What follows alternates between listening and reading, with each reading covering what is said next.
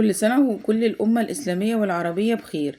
طبعا خلاص فاضل يعني بكرة أول الأيام بتاعة ذو الحجة. تعالوا نعمل العيش البلدي بقى اللي هنستخدمه في الفتة بدل ما نشتريه من بره، ونعمله كمان بدقيق الحبة الكاملة. وزي ما انتم شايفين شكله كده بسم الله ما شاء الله تحفة، بألف هنا وشفا. ازيكم حبايبي، عاملين ايه؟ يا رب تكونوا بكل خير. النهاردة هنعمل العيش البلدي بتاع الحبة الكاملة أو بدقيق الحبة الكاملة، وإن شاء الله يعجبكم وينور رضاكم. وبالمرة هحكي لكم على اللي حصل معايا في التلاجة. بس تعالوا نشوف الأول الوصفة. جبت هنا كوباية كبيرة من المية الدافية، حطيت فيها معلقتين عسل أسود، وحطيت فيها معلقة كبيرة من بتاعة الأكل وربع خميرة فورية. ونقلبهم بقى كده كويس لحد ما الخميرة الفورية دي تدوب في المية وفي في العسل. وبعد كده احط 5 معالق دقيق من الدقيق الحبة الكاملة، بس لازم تكون المية دافية، يعني مايلة للسخونة حاجة بسيطة.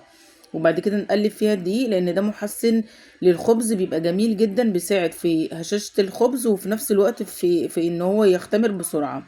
هنقلبه كده كويس. وبعد كده جبت عندي نص كيلو دقيق، حطيت عليه معلقة صغيرة من بتاعة الشاي بيكنج باودر. طبعا كنت واخدة منه ال5 معالق اللي احنا ضفناهم على الخميرة. بعد كده بصوا الخميرة بسم الله ما شاء الله بتاعتنا عملت ازاي، بسم الله ما شاء الله تحفة. ضفتها على الدقيق بتاعنا، وبعد كده هندمج من غير ما نعجن، بس ايه لحد ما الدقيق بتاعنا يختفي. هفضل الم كده الدقيق بالسوائل اللي انا حطيتها، ولو احتاجت شويه ميه صغيرين تاني ممكن نحط لها شويه. انا عايزه العجينه بتاعتنا تبقى ايه، عجينه بتلزق شويه.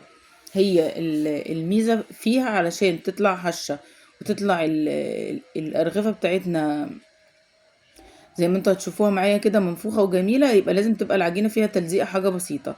بنلم اي بقى دقيق في الاجناب كده، وبعد كده احط شوية زيت في قاع البولة وايه وعلى وش العجين بتاعي، واحطها في حتة تختمر. هتاخد معايا بتاع ساعة. وبعد كده بعد ما تختمر هنقوم جايين مقطعينها على حسب ما انت عايزة بقى الايه الرغيفة بتاعتك. انا عملتها قد السفندية كده. اهي بسم الله ما شاء الله زي ما انتوا شوفنا اختمرت بقى وبقت زي الفل ازاي، بسم الله ما شاء الله، وهشه وجميله. علشان طبعا محسن الخبز اللي احنا عملناه ساعد على هشاشتها وعلى انها ما تاخدش معايا وقت كتير في التخمير.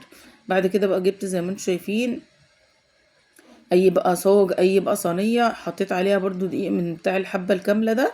وبعد كده خدت بقى الارغفه بتاعتنا تكون كبيره شويه، يعني قد السفندية كده، وضفتها او قطعتها في قلب الصينيه ديت، او في قلب الصينيه اللي قدام حضراتكم دي. هخلص بقى كل الكميه معايا بسم الله ما شاء الله، نص كيلو عمل كل الكميه ديت، كميه حلوه برضو.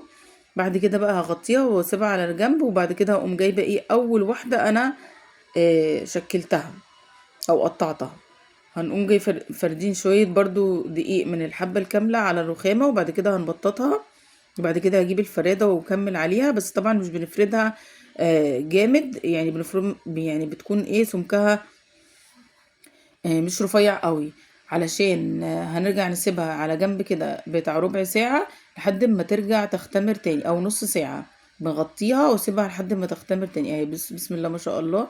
هسيبها بقى في الطاسة دي كده يعني بتاع نص ساعة. وبعد كده حطيتها في الطاسة، هوريكم شكلها لما عملتها في الطاسة دي. لما حطيتها في الطاسه بصوا كان شكلها كده ما قبتش ولا حاجه ولا انتفخت تمام. بس طبعا هو شكله بسم الله ما شاء الله جميل اهو. دي اللي سويناها على البوتاجاز، لكن انا كده مش عجباني بصراحه. هي حلوه وطعمها زي الفل، بس انا عايزاها تبقى منتفخه، فهدخلهم الفرن يتحمروا احسن في الفرن ويقبوا كده ويبقى شكلهم جميل زي ما انتم شفتوهم معايا في اول الفيديو اهو. سبتهم بقى مركونين هنا كلهم ربع ساعه. ودي بقى شكلها بعد ما دخلتها الفرن وانتفخت بقى كده بسم الله ما شاء الله اهي. ودي واحده تانية كمان اهي بسم الله ما شاء الله زي ما انتم شايفين شكلها لما بتدخل على اعلى درجه حراره. هنا انا كنت سايباها تحت الشوايه عشان تاخد لون بس. ده كان شكلها بقى في الاخر بسم الله ما شاء الله، شكله تحفه بألف هنا وشفا. وكده كده انا عايزاه ناشف عشان نعمل بيه الفته بتاعه العيد. كل سنه وحضراتكم طيبين. وادي بقى بصوا بسم الله ما شاء الله كميه معانا جميله جدا. ممكن كمان تحطيه في كيسه وتحفظيه في الفريزر لما تعوزيه. وعادي ممكن تاكليه ايا كان الخضار، ممكن حتى تاكليه بالخضار بالجبنه باي حاجه. طعمه في منتهى الجمال وريحته جميله جدا جدا. متنسوش اللايك والشير والاشتراك في القناه والمتابعه للصفحه والكومنت الجميل.